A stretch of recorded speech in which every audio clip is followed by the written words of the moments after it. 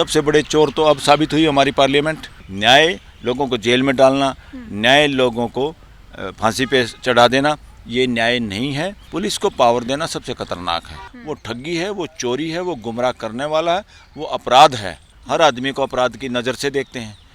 अगर वो सरदार है तो उसको खालिस्तानी नज़र आते हैं, अगर वो मुसलमान है तो आतंकवादी नज़र आता है। अभी तक न्याय की कोई डेफिनेशन नहीं। बहुत सारों को तो संविधान का ही पता नहीं। इन पार्लियामेंटेरियन को खाली सफ़ेद कुर्ता पजामा पहन के सारा साल हैंचू हॉर्न बजाते घूमने का ये ड्रामेबाजी जो देश में चली है। नमस्कार, मैं ब्यूटी गिरी और आप देख रहे हैं नेशनल दस्तक। 2024 में काफ़ी कुछ बदला है। सरकार जो है सेम रही, 2024 के चुनाव हुए, लेकिन इसके साथ साथ 1 जुलाई जो महीना चल रहा है उस जुलाई से कानून ज़रूर बदल गए हैं और 3 नए कानून आए जिसे गृह मंत्रालय ने लाया और उसके बाद इसकी तारीफ चल रही है। कानून कितनी अच्छी है, बुरे है, घातक है या अच्छा है, यह हम जानेंगे कानून के जानकार बलराज सिंह मलिक जो सुप्रीम कोर्ट के सीनियर वकील हैं। सर, कितना अच्छा कानून है या कितना घातक है? क्योंकि तारीफ तो बहुत सुनी जा रही है, क्या इसकी कमियां है वो आप बताइए। देखिए, सबसे पहले तो ये कानून देश के द्वारा पास नहीं किए गए। ये पार्लियामेंट में फॉर्मेलिटी हुई है। एक कानून को बनाने के लिए, इतना महत्वपूर्ण कानून बनाने के लिए पूरे देश की भागीदारी with the people of India, हम भारत के लोगों की भागीदारी नहीं हुई है। क्योंकि भारत के लोगों के तकरीबन 150 जनप्रतिनिधि यानी 150 कॉन्स्टिट्यूएंसी को महरूम किया गया इन कानूनों को बनाने में भागीदारी करने से। इसलिए इन कानूनों को हम किसी भी रूप में डेमोक्रेटिक या डेमोक्रेसी के अंदर बनाए हुए कानून नहीं कह सकते। इसमें कोई दो राय नहीं। ये डिक्टेटरशिप पे आधारित कानून है और डिक्टेटर मानसिकता जो भी कानून बनाती है, काम करती है, हमेशा वो ज़ोर ज़बरदस्ती से करते हैं और उसमें जन कल्याण नहीं होता, कहीं ना कोई हिडन एजेंडा होता है और जल्दबाजी में फैसले लिए जाते हैं और उसमें मूर्खता भरी बातें होती हैं और काफ़ी चीज़ें उसमें बहुत डेंजरस होती हैं जो बाद में पता चलती हैं। इन कानूनों में भी ये आज मोबाइल का, स्मार्ट मोबाइल फ़ोन का युग है। इसमें कोई दो राय नहीं कि देश के लोग चाहते हैं ऑनलाइन ट्रेन की बुकिंग हो जाए, ऑनलाइन जहाज़ की बुकिंग हो जाए, ऑनलाइन हॉस्पिटल में बुकिंग हो जाए, इसी तरह ऑनलाइन FIR दर्ज हो जाए। ये तो पहले भी हो रही थी। और दूसरा, कई जो सुविधाएं हैं जो आज के दिन ज़रूरी हैं क्योंकि टेक्नोलॉजी हमारे पास हो गई है, उसका सदुपयोग करना ही ज़रूरी है। ये तो डिजिटल इंडिया जो पहले बोला हुआ था, ये तो उसके तहत भी हो ही जाती और कर सकते थे। इसमें कानून बदलने की कोई बड़ी बात नहीं थी। और बहुत सारी चीज़ें तो सुप्रीम कोर्ट, हाई कोर्ट्स द्वारा वैसे बदली जा चुकी थी। और ये कानून, एक कानून तो 1973 में पास हुआ था, CRPC। ये इनको ये कहना अंग्रेज़ों का कानून है या गुलामी के कानून है, that is nonsense on the part of anyone who is saying like that. जो इस तरह बातें कर रहा है वो गलत है। दूसरा, इसमें एक और बड़ी बात है, इन कानूनों को ये कह रहे हैं कि अंग्रेज़ों के कानून थे। प्लेजरिज्म एक शब्द है। प्लेजरिज्म किसी के साहित्य की चोरी करना, किसी के लिखे हुए की चोरी करना और उसको अपना बना के प्रस्तुत करना। इसी तरह से लगभग 80-90% तो वही चीज़ें हैं जिनको ये अंग्रेज़ों का समय का कानून कह रहे हैं। तो साहित्य की चोरी है, कानून की चोरी है। इसी तरह से ये संविधान को भी कहते थे कि संविधान हमारा नहीं है, इधर उधर से लिया गया है, संविधान बदलेंगे, संविधान गलत है, देश के अनुरूप नहीं है। अब तो ये देश के अनुरूप कानून बनाने का ठेका ले रहे हैं, ढिंढोरा पीट रहे हैं और उसमें लगभग वही बातें हैं। कोमा तक नहीं बदला, फुल स्टॉप तक नहीं बदला। इसलिए सबसे बड़े चोर तो अब साबित हुई हमारी पार्लियामेंट। अगर इनको इस देश के संस्कृति सभ्यता की जानकारी होती, उसके अनुरूप हमारे यहाँ न्याय किस तरह दिया जाता है, हम किस तरह पसंद करते हैं। हमारे देश में तो आम तौर पे न्याय वो होता है जिसके अंदर दो झगड़ा करने वाले परिवार, पड़ोसी, भाई, समाज, गांव और दो वर्ग के बीच में, चाहे दो सांप्रदायिक वर्ग भी हों, उनके बीच में कोई झगड़ा हो, तो हमारे यहाँ जो सभ्यता संस्कृति है पंचायती सिस्टम की, और जिस स्टेट से मैं आता हूँ हरियाणा में तो, या कई देश के हर कोने में कहीं ना कहीं नाम बदल के कुछ ना कुछ उसी तरह की भावना है कि लोगों के मामले आपस में भाईचारे से निपटाना। तो ये देश तो शुरू से ही न्याय को समझता है समझाना और समझा के लोगों को वापस उनके रिश्ते नाते रिहेबिलिटेट करना, पुनर्स्थापित करना, वही न्याय है। न्याय लोगों को जेल में डालना, न्याय लोगों को फांसी पे चढ़ा देना, ये न्याय नहीं है। ये एक तरह से जिन लोगों को न्याय करना नहीं आता, जो न्याय को नहीं समझते, वही लोगों को ज़्यादा से ज़्यादा सज़ा देने की बातें करते हैं। जिन लोगों को न्याय समझ में आता है, उन देशों ने तो, बहुत सारे देशों ने फांसी की सज़ा बिल्कुल बंद कर दी है, क्योंकि अपराध जन्मजात कोई अपराधी होता नहीं। एक भी सिटीजन, एक भी बच्चा इस देश का, इस धरती का बुरा इंसान नहीं है। जब वो बड़ा होता है, जिन परिस्थितियों में वो बड़ा होता है, बहुतों को प्यार नहीं मिलता, बहुतों को दुलार नहीं मिलता, बहुतों को समय पे खाना नहीं मिलता, बहुतों को बहुत बड़ी बड़ी कठिनाइयों से गुजरना पड़ता है, ऐसे माहौल से गुजरना पड़ता है। कुछ हमारे ही लोग, हमारे ही बेटे बेटी, भाई बंधु अपराध में शामिल हो जाते हैं, वो काम कर देते हैं जो समाज पसंद नहीं करता। उन नासमझी में जब अपराध हो जाता है तो हमें वापस उनको अच्छा इंसान बनाना है, न कि उनको जेलों में सड़ाना है। तो ये जो कानून बने हैं, इसमें जेलों की में रखने का समय बढ़ाया गया। इसमें लोगों को इस तरह की चीज़ों, छोटे छोटे बातों के लिए पुलिस को पावर दी गई। पुलिस को पावर देना सबसे खतरनाक है। सबसे ज़्यादा अगर पावर ही देनी है तो ये पावर जुडिशरी के पास होनी चाहिए। जुडिशरी के पास सभी पक्ष दलील रखते हैं, तब जज कोई फैसला लेता है। अभी भी वही धारा 44 की तरह से जो देश में इलेक्शन के दौरान भी लगा के रखी, देश के किसानों तक दिल्ली में आ नहीं पाए। देश के लोग बोलने से डरते रहे, देश में बोलने की हिम्मत ख़त्म हो गई, देश को डराया गया। तो ऐसे लोगों की मानसिकता, डराने वाले लोगों की मानसिकता जो है, वो कभी भी डेमोक्रेटिक कानून नहीं बना सकते, वो मानवीय कानून नहीं बना सकते, वो मानवीय व्यवस्था के पक्षधर कानून नहीं बना सकते। इसलिए मैं बार बार इस बात को कह रहा हूँ, ये कानून अमानवीय है, अनडेमोक्रेटिक है और एक तरह से शासन मानसिकता से बनाए हुए कानून है। शासन मानसिकता वो होती है जिसमें आदमी लठ के सहारे, डरा के या लालच और भय और लालच का इस्तेमाल करके लोगों को अपने कंट्रोल में करना चाहते हैं और सत्ता में बने रहना चाहते हैं। इसलिए ये कानून बहुत खतरनाक है। लोकतंत्र की अगर बात करें, लोकतंत्र में लिया गया कोई भी फैसला या नियम कानून सीधे जनता को इफेक्ट करता है। जनता के लिए इस वक्त ये कानून कैसा है? क्योंकि जानकारों के लिए समझना आसान होगा, वो पढ़ लेंगे, याद कर लेंगे, लेकिन आम जनता का इस पर क्या असर होगा? जनता पे इसका बुरा असर होगा और इसमें पुलिस अपनी पावर का मिसयूज करेगी और इसमें नेता और अफसरशाही चलेगी। जिस आदमी का जुगाड़ होगा वो पैसे से या दबाव से वो बच निकलेंगे, हर तरह के अपराधी, और आम समाज का आदमी बिना अपराध के भी खतरनाक धाराओं के अंदर फंसाए जाएंगे, उनसे पैसे ऐंठे जाएंगे। किसी एक अपराध में 10-20 आदमियों के, चारों तरफ के लोगों को कि तुम भी इसमें शामिल हो, डराया जाएगा और उन सब से पैसे ऐंठ के भारी रकम लेके तभी लोग छूटते हैं। ये पहले ही चल रहा है, अब और बढ़ेगा इस देश के अंदर, क्योंकि देश की जो सिचुएशन, जिस देश में पूरे साल में शासन काल में जिस सरकार में लोगों की आत्महत्याएं कम हों, पुलिस की गोलियों से कम लोग मरें या मारे जाएं, जिस देश में दंगों की वजह से लॉ एंड ऑर्डर के तहत ज़्यादा लोगों को मारा जाए या मर जाएं, तो वो शासन कुशासन होता है, वो घटिया शासन होता है, वो डेमोक्रेसी नहीं होती, वो मानवीय व्यवस्था नहीं होती। इसलिए अंदाज़ा लगा लो, सर्वे पूरे देश के सामने है।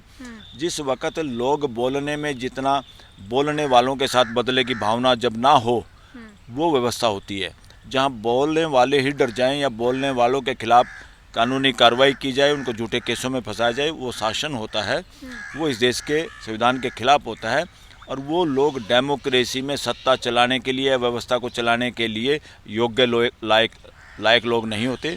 ऐसे लोगों का सत्ता से या सिस्टम से बाहर रहना या उनको बेदखल करना ही ज़्यादा ज़रूरी है देश के लिए। तमाम लोगों का ये कहना है कि समय समय पर बदलाव जो है होते रहना चाहिए, बदलाव मांग होते हैं, और ये समय भी ये कानून में बदलाव मांग रहा था, इसलिए बदलाव अच्छा है। नहीं, बदलाव तो मांग रहा था, बदलाव हो रहे थे। ये तो क्या है, जो कोर्ट कई बार बताती है भाई क्या तरह की समस्या, किस तरह की समस्याएं देश के सामने आ रही हैं, वो समस्याएं जब नए फैसले आते हैं तो लॉ कमीशन नाम की जो संस्था है वो क्या काम करती है, और जो न्याय मंत्रालय है वो क्या काम करता है, वो सारे के सारे वो उन जजमेंट्स के आधार पे जो लैकुना है और पार्लियामेंट को वो भेजते रहते हैं कि ये कानून ऐसे सुप्रीम कोर्ट ने ऐसा किया है, या कई बार सुप्रीम कोर्ट कानून नया बनने तक कुछ ऐसी व्यवस्थाएं देती है जो देश के लोगों के लिए ज़रूरी है, तो उनको कानून में एडजस्ट किया जाता है। ये बदलाव तो निरंतर है, इससे कोई मना थोड़ा करता है, ये बदलाव तो होने ही चाहिए और होते ही रहे हैं।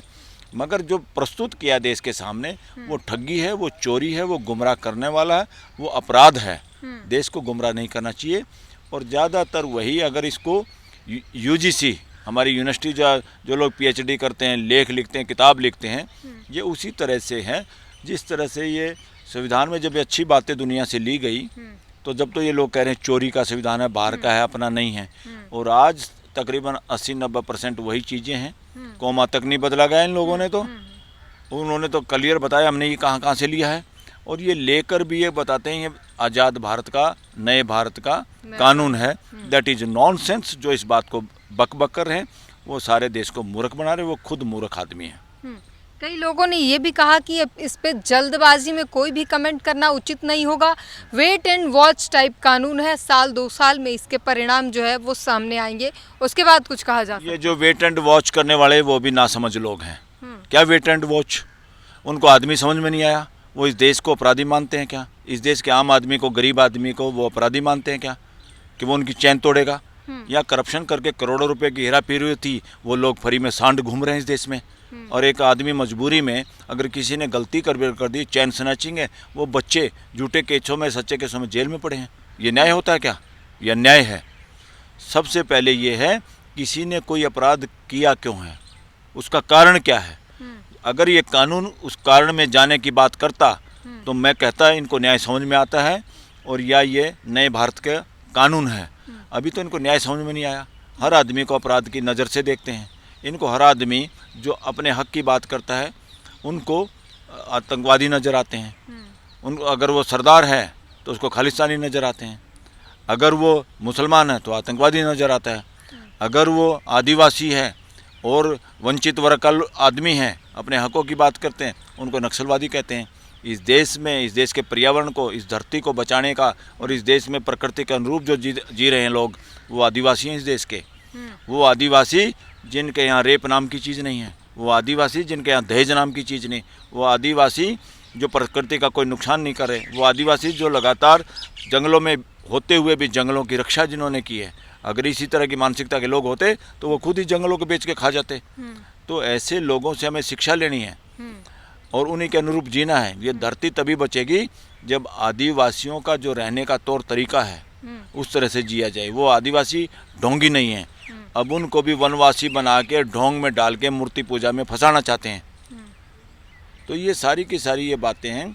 न्याय के अंदर सबसे ज़रूरी तो ये है, पहले तो न्याय की डेफिनेशन देना। अभी तक न्याय की कोई डेफिनेशन नहीं। अभी तक तो न्याय की डेफिनेशन ये है, आपने रेड लाइट जंप की, आप पे दोषी, अब जुर्माना है।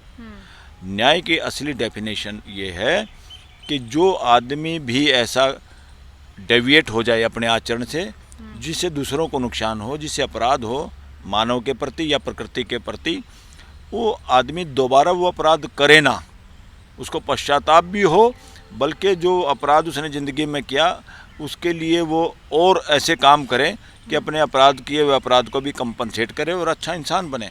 हमारी न्यायिक व्यवस्था का मूल मंत्र ये है कि भाई हमारा कोई भी व्यक्ति अपराध ना करे। नंबर 1, अगर अपराध हो जाए तो कम से कम वो फ्यूचर में अपराध ना करे, वो एक सुलझा हुआ अच्छा इंसान बन पाए।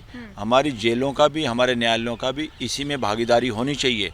न्यायालयों का काम खाली फैसले सुनाना नहीं है कि इसको फांसी पे चढ़ा दो, इसको छोड़ दो, इसको वो कर दो। नो, क्योंकि शिक्षा जो काम नहीं कर पाती, पहले समाज से गलती होती है तो बच्चा अच्छी शिक्षा मिल जाए तो सुधर जाता है। अच्छी शिक्षा भी नहीं मिली, अगर अपराध कर दिया तो वो फिर पुलिस थाने और इनको कोर्टों के चक्कर में जाता है। उनका भी काम वही है परिवार की तरह से कि अगर भाई जो आदमी नीचे से सही आदमी नहीं बना, फिर भी कुछ कमी रह गई, तो सरकार और कानून व्यवस्था, न्यायिक व्यवस्था मिलके सुधारने का काम करना है, रिहेबिलिटेट करने का काम करना है। एक एक नागरिक महत्वपूर्ण है, एक एक नागरिक की ज़िंदगी महत्वपूर्ण है और एक एक नागरिक इस व्यवस्था में भागीदारी करना चाहता है। लोगों को भागीदारी नहीं करने दी जाती। इस देश में अभी तक कब्जा सिस्टम है। जो डेमोक्रेसी जरूर है आज़ादी के बाद, ना तो ये संविधान को समझे हैं, ना उसके मूल मंत्र को समझे हैं। इस देश के जितने लोग हैं 140 करोड़, वो इस परिवार के हिस्सा हैं। सबकी भागीदारी हो, कोई अपराध ना करे, इसलिए व्यवस्था में सबकी भागीदारी जब होती है, कोई अपराध नहीं करता। घर में भी अगर घर में ही भेदभाव होता है, पूछताछ नहीं होती, तो घर में ही विद्रोह होता है। तो घर के लोग अगर उसको फांसी चढ़ाएं, कोई चढ़ाना चाहता अपने बच्चों को फांसी, तो इस देश का हर एक बच्चा वो इस इंडिया रूपी माँ का बच्चा ही तो है। तो हमें अपने लोगों को फांसी पे नहीं चढ़ाना है, हमने अपने लोगों को बचाना है और न्याय करना है, उनकी जिंदगियां संवार के, न कि जेलों में सड़ा के। एक आखिरी सवाल है, महिलाओं के लिए बातें की जा रही कि इस कानून में महिलाओं के लिए बड़ी सहूलियत है। अब जो महिलाओं के खिलाफ अपराध है उसके खिलाफ जो है जो कानून सख्त हो गए हैं और अब आपको मांग नहीं करनी पड़ेगी, डेथ पेनल्टी की लिखी हुई है और ये सारी चीज़ें। इसमें बड़ी बेवकूफ़ी है। एक धारा है जिसमें ये है, अगर आप नौकरी तबादला प्रमोशन के चक्कर में कोई आपको बहकाए और आपसे कोई लैंगिक संबंध बना ले और फिर वो आपका ये काम ना करे, तो फिर तो आप वो अपराधी है। इसका मतलब आप छूट दे रहे हो लोगों को कि आप प्रमोशन के लिए, बदली के लिए या पैसे के लिए, नौकरी के लिए आप अनैतिक संबंध बना सकते हैं। अगर वो आपका काम कर दे तो कोई अपराधी नहीं। तो बहुत लेकिन ऐसे होते हैं, धोखे होते हैं, तो उसका भी तो निवारण होना चाहिए। धोखे होते उसका होना चाहिए, इसमें कोई दो राय नहीं है। और इस तरह के जो ये नैतिकता की दुहाई देते हैं और संस्कृति की दुहाई देते हैं, वो सारी बातें भी हमें कानून की भाषा भी इस तरह की रखनी है जिससे इस तरह के अर्थ कोई निकाल ही ना पाए, जिससे नेगेटिविटी में जाए ये समाज। तो एक एक लाइन, एक एक कौमे का बहुत असर है। और जो असली स्टेक होल्डर हैं, ये तो जो पार्लियामेंटेरियन है, कितने लोग बोले, कितनों को अकल है, बहुत सारों को तो संविधान का ही पता नहीं। सबसे पहले ध्यान देने की जरूरत है, पॉलिटिकल पार्टियां अपने सारे वर्करों को, अपने सारे जिनको टिकट दे रहे हैं, उनको सबको संविधान पढ़ाएं, संविधान की शिक्षा दें। और पार्लियामेंट की डिबेट के बाद कम से कम जितने दिन होते हैं साल में वर्किंग डे, 1/3 हिस्से में लगातार पार्लियामेंट में सेशन होने चाहिए और 1/3 समय इनको देश के बारे में और संविधान के बारे में शिक्षा देने के लिए होना चाहिए। 1/3 ये अपनी जनता से जाके मिलने का समय होना चाहिए। इन पार्लियामेंटेरियन को खाली सफ़ेद कुर्ता पजामा पहन के सारा साल हैंचू हॉर्न बजाते घूमने का ये ड्रामेबाजी जो देश में चली, ये बंद होना चाहिए। जी। तो सुप्रीम कोर्ट के वकील ने बताया कि किस तरीके से ये कानून किसके लिए कितना नुकसानदायक है और सरकार को अगर बदली करनी ही थी तो क्या क्या बारीकियों का ध्यान रखना चाहिए था। इस पूरी बातचीत पर अपनी प्रतिक्रिया जरूर दीजिए। कैमरामैन आशीष के साथ ब्यूटी गिरी, नेशनल दस्तक। नेशनल दस्तक की आपसे गुजारिश है कि अगर इसको बचाना चाहते हैं तो नेशनल दस्तक को सब्सक्राइब करने के लिए रेड कलर के सब्सक्राइब बटन को दबाएं, फिर बेल आइकन की घंटी दबाएं। नेशनल दस्तक को बचाने के लिए बहुत जरूरी है कि हर खबर को शेयर करें, लाइक करें, कमेंट जरूर करें।